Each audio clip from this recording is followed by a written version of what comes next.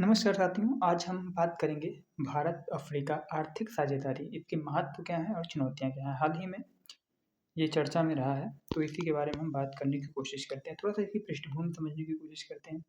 2025 में हुई उच्च स्तरीय यात्राओं ने भारत अफ्रीका संबंधों को नई ऊर्जा प्रदान की है, जिसमें व्यापार विस्तार, निवेश और विकास सहयोग पर जोर दिया गया है। यह प्रयास पश्चिमी देशों की पारंपरिक मांग से परे निर्यात बाजारों में विविधता लाने की भारत की रणनीति को भी दर्शाता है। भारत-अफ्रीका आर्थिक संबंध क्या है? इसको थोड़ा-सा हम पॉइंट वाइज़ समझते हैं। व्यापार का पैमाना 2023-24 में द्विपक्षीय व्यापार लगभग 83.4 बिलियन डॉलर रहा है और निर्यात कटौती की बात करते हैं। शीर्ष निर्यात खनिज ईंधन या तेल लगभग 15.31 बिलियन डॉलर और फार्मा लगभग 3.94 बिलियन डॉलर था। आयात टोकरी की अगर हम बात करने की कोशिश करते हैं, शीर्ष आयात टोकरी ईंधन में तेल लगभग 15.45 बिलियन डॉलर और रत्न एवं आभूषण लगभग 9.7 बिलियन डॉलर रहा है। रत्न एवं आभूषण से एक इसी से रिलेटेड एक टर्मिनोलॉजी है अफ्रीका से रिलेटेड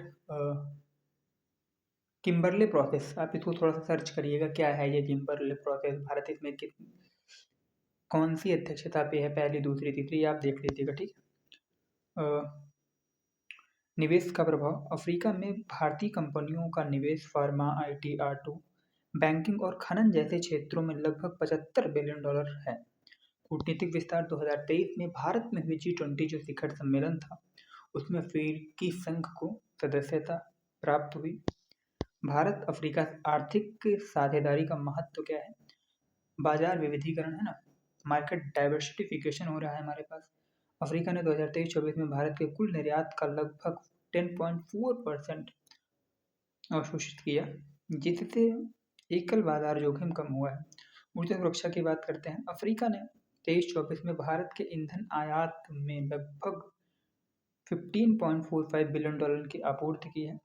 बढ़ती मांग अफ्रीका के में घरेलू खपत सालाना लगभग 3.9% की दर से बढ़ रही है, जिसके 2030 तक लगभग 2.5 ट्रिलियन डॉलर तक पहुंचने का अनुमान है, जो भारतीय वस्तुओं या सेवाओं के लिए एक लंबा अवसर प्रदान करता है। पैमाने का लाभ की बात करते हैं। अफ्रीकी महाद्वीपीय मुक्त व्यापार क्षेत्र लगभग 1.4 अरब लोगों के एकल बाजार को लक्षित करता है। इसका संयुक्त सकल घरेलू उत्पाद लगभग 3.4 ट्रिलियन डॉलर है। भारत अफ्रीका की जो नीति है, भारत की अफ्रीका नीति क्या है, ये समझने की कोशिश करते हैं। विकास साझेदारी, भारत विकास डेवलपमेंट है ना, कोऑपरेशन पे फोर्स कर रहा है, बल दे रहा है। मांग आधारित क्षमता निर्माण, मांग आधारित क्षमता निर्माण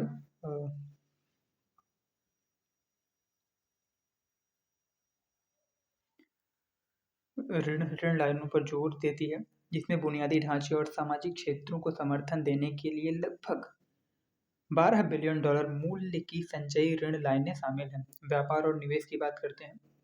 द्विपक्षीय व्यापार 23-24 में लगभग 83.4 बिलियन डॉलर तक पहुंच गया, जबकि अफ्रीका में भारतीय निवेश आईटी फर्म और बैंकिंग जैसे क्षेत्रों में लगभग 75% बिलियन डॉलर तक पहुंच गया। दक्षिण दक्षिण सहयोग, साउथ साउथ कोऑपरेशन, यह बिना किसी शर्त के पारस्परिक विकास को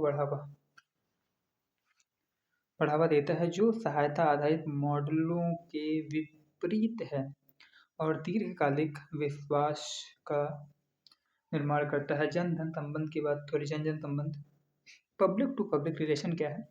व्यापक छात्रवृत्तियां, प्रशिक्षण कार्यक्रम और प्रवासी संपर्क सहयोग को बढ़ावा देते हैं। अफ्रीका का भारतीय प्रवासी समुदाय प्रौद्योगिकी और कौशल हस्तांतरण के लिए एक महत्वपूर्ण कड़ी है।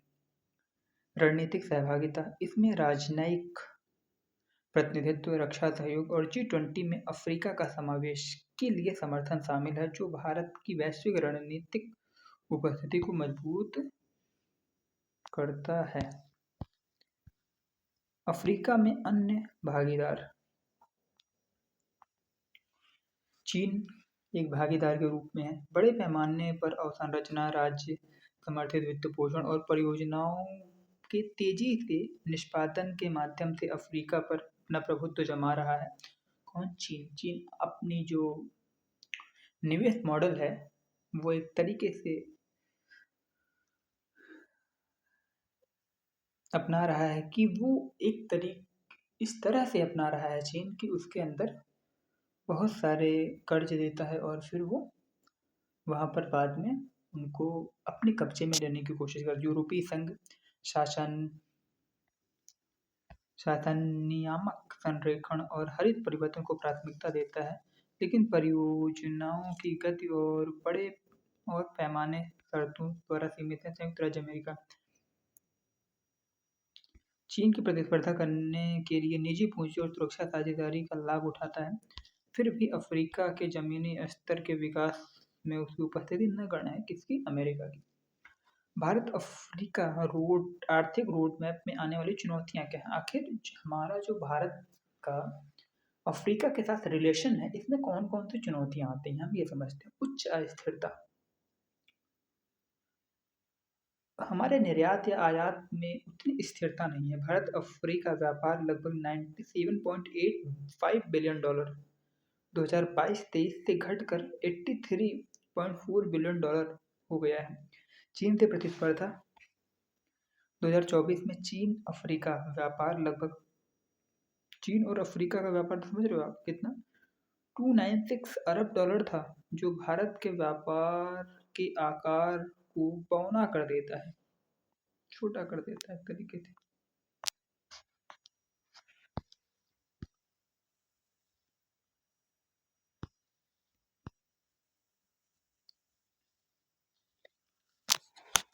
आगे हम देखते हैं बुनियादी ढांचे में बाधाएं। अफ्रीका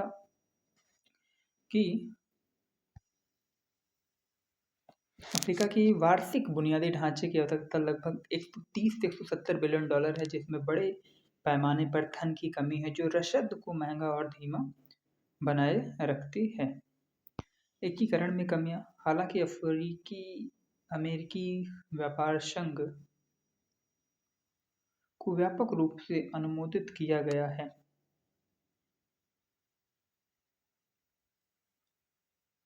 लेकिन केवल लगभग 24 देश ही इसके तहत सक्रिय रूप से व्यापार कर रहे थे।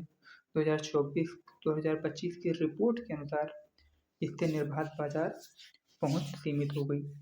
वित्तीय बाधा। अफ्रीका का व्यापार वित्त अंतर सालाना लगभग 80 से $120 बिलियन है, इसलिए लघु एवं मध्यम उद्यमों को किफायती ऋण और गारंटी प्राप्त करने में कठिनाई होती है। आगे बढ़ने का रास्ता, ठीक है, आगे बढ़ने का रास्ता हम देखने की कोशिश करते हैं। आगे बढ़ने का रास्ता है डील स्टैकिंग। उत्पत्ति के नियमों की निश्चितता के लिए प्रमुख केंद्रों के साथ CPA शैली के समझौते बनाएं। क्षेत्रीय आधारों के साथ दोहराने के लिए भारत मॉरिशस CEPCN मॉडल का उपयोग करें। AFC plug-in. भारतीय निर्यातकों को AFCFTA टैरिफ अनुसूचियों और निर्देशित व्यापार पहल कार्यक्रमों के साथ संरेखित करें। उदाहरण के लिए अनुपालन और उत्पाद मानकों में मार्गदर्शन के लिए AFCFTA सचिवालय के साथ भारत डेस्क बनाएं। कॉरिडोर निर्माण की बात करते हैं। माल ढुलाई संबंधी बाधाओं को कम करने के लिए बंदरगाहों और भारत अफ्रीका के बीच निर्धारित शिपिंग समावेश में निवेश करें। उदाहरण के लिए बहुस्तरीय निकासी में सुधार के लिए सागरमाला और PM गति शक्ति जैसी समन्वय प्रणालियों का उपयोग करें। सेवाओं को बढ़ावा देना। दीर्घकालिक मांग को सुनिश्चित करने के लिए IT, स्वास्थ्य, कौशल विकास और प्रवासी नेटवर्क का उपयोग करें। उदाहरण के लिए स्थानीय भर्ती से जुड़े दूरसंचार, शिक्षा, दूर चिकित्सा मंच इत्यादि, जैसे ई विद्या भारती, ई आरोग्य भारती। अफ्रीका आर्थिक साझेदारी साझा विकास और रणनीतिक संबंधों के लिए व्यापार, निवेश और विकास का मिश्रण है। बुनियादी ढांचे को मजबूत करके AFCFTA का लाभ उठाकर और सेवाओं का विस्तार करके दोनों क्षेत्र समावेशी समृद्धि प्राप्त कर सकते हैं और अपने युवाओं को सशक्त बना सकते हैं। अकेले हम बहुत कम कर सकते हैं, साथ मिलकर हम बहुत कुछ कर सकते हैं। धन्यवाद।